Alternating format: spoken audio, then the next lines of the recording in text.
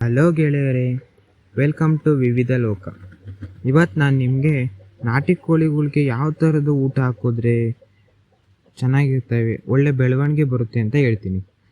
70% ಈ ನಾಟಿ ಕೋಳಿಗಳು ನ್ಯಾಚುರಲ್ಲಾಗಿ ಗ್ರೋತ್ ಆಗೋದ್ರ ಮೇಲೆ ಡಿಪೆಂಡ್ ಆಗಿರ್ತವೆ. ಅಂದರೆ ಹುಲ್ಲು, ಸೊಪ್ಪು, ಸೆದೆ ಅಂಥದನ್ನ ತಿನ್ಕೊಂಡು ಬೆಳೆಯೋದೇ ಅವಕ್ಕೆ ಸೇಫ್ ಕೂಡ. ಜಾಸ್ತಿ ರೋಗಗಳು ಅಟ್ಯಾಕ್ ಆಗಲ್ಲ. ಇನ್ನೊಂದು 30% ಮಾತ್ರ ಕಾಳುಗಳ ಮೇಲೆ ಡಿಪೆಂಡ್ ಆಗಿರೋದು. ಮತ್ತು ಅವು ಬೇಕೇ ಬೇಕು ಅಷ್ಟು ಕಾಳು ಅದ್ರ ಬೆಳವಣಿಗೆಗೆ. ಕೆಲವೊಬ್ಬರು ಏನಂದರೆ ಕೋಳಿಗಳ್ನ ಹೊರ್ಗಡೆ ಬಿಡೋದಕ್ಕಾಗೋದಿಲ್ಲ, ಸೊಪ್ಪು ಸೆದೆ ತಿನ್ಕೊಳ್ಳೋದು. ಅಂಥವ್ರು ಯಾವುದಾದ್ರೂ ಸೊಪ್ಪಾಗಿರ್ಬೋದು, ಅಥವಾ ಈ ಕುರಿಗಳು ತಿಂತಾವಲ್ಲ ಅಂಥ ಸೊಪ್ಪಾದರೂ ಸಹ ಅದನ್ನು ಯಾವುದಾದ್ರೂ ಒಂದು ಕಂಬಕ್ಕೆ ಈ ಥರ ಕಟ್ಟಿದ್ರೆ ನೋಡಿ ಎಷ್ಟು ಚೆನ್ನಾಗಿ ತಿಂತವೆ. ಇದರಿಂದ ರೋಗಗಳು ಅವಾಯ್ಡ್ ಆಗುತ್ತೆ ಕೂಡ.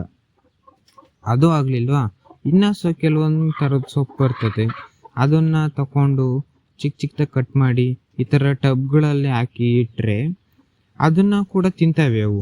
ಈಗ ನೋಡ್ಬೋದು ನೀವು ಅವು ಯಾವ ಥರ ತಿಂತವೆ ಅಂತ. ನೋಡಿ ಎಷ್ಟು ಚೆನ್ನಾಗಿ ತಿಂತಾವಲ್ವ. ಇದರಿಂದ ಕಾಳುಗಳು ಕೂಡ ಉಳಿತವೆ ಮತ್ತು ಖರ್ಚಿಲ್ವಲ್ಲ ಅಲ್ವಾ. ಸೊಪ್ಪು ತರೋಕ್ಕೆ ಏನು ದುಡ್ಡು ಕೊಟ್ಟು ತರಬೇಕು ಅಂತ ಏನಿಲ್ಲ. ಸೊಪ್ಪೆ ಅಂತಲ್ಲ, ನಾವು ಯಾವ್ದಾದ್ರು ಹುಲ್ಲು ಕೂಡ ಯೂಸ್ ಮಾಡ್ಬೋದು. ಚೆನ್ನಾಗಿ ತಿಂತವೆ ಕೋಳಿಗಳು. ನಾಟಿ ಕೋಳಿ ಅಂತೂ ಬೆಸ್ಟ್. ಅದ್ರ ನಂತರ ನಾವು ಯೂಸ್ ಮಾಡೋ ಫೀಡ್ ಯಾವ್ದಾದ್ರು ಓಕೆ ಬೇಕಾದ್ರೆ ಹಾಕ್ಕೊಳ್ಳಿ, ಏನೂ ಪ್ರಾಬ್ಲಮ್ ಇಲ್ಲ. ಇದೆಲ್ಲ ನಾವು ಉಳಿಸ್ದಂಗೆ ಆಗುತ್ತೆ, ನಮ್ಮ ಖರ್ಚು ಕಡಿಮೆ ಆಗುತ್ತೆ. ಕಾಳುಗಳ್ನ ಯೂಸ್ ಮಾಡ್ಬೋದು, ಅದ್ರದ್ದು ಪ್ರಾಬ್ಲಮ್ ಇಲ್ಲ ಅಲ್ವಾ. ರೈತರಿಗೆ ಬೆನಿಫಿಟ್ ಆಗುತ್ತೆ.